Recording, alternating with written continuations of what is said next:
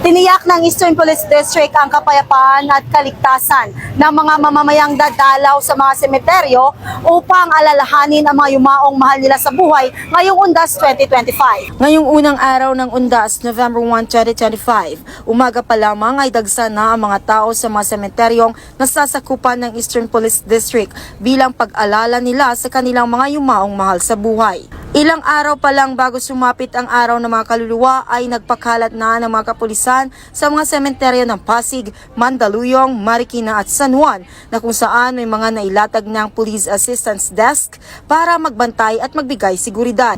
Samantala, personal namang binisita ni Police Brigadier General Aden Tupas Lagradante, District Director ng EPD at pinakalat din ang iba pang mga opisyal ng nasabing distrito upang mag-inspeksyon at mabisita ang mga sementeryo na sakop ng Metro East upang masiguro ang mga kapulisan nito ay handa at alerto sa pagbibigay ng seguridad sa publiko para sa pagdiriwang ng Undas 2025. Sa lahat ng mamamayan na gustong bumisita, nakahanda po at maluwag po ang ating mga sementeryo.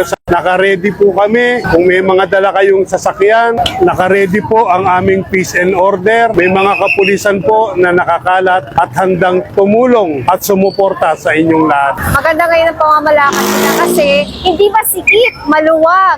Bukod doon, malayang pumasok, smooth, hindi walang gulo.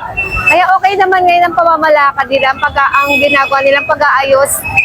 Maayos naman ang mga taong bahay sa pagpasok sa sementeryo, walang kaguluhan. Sa pagdiriwang ng Undas 2025, ang Eastern Police District ay nakikisa sa lahat ng Pilipino sa pag-alala sa ating mga yumaong mahal sa buhay. Sa ating mga kababayan, makipagtulungan, sumunod sa mga alintuntunin at manatiling maingat sa inyong paligid.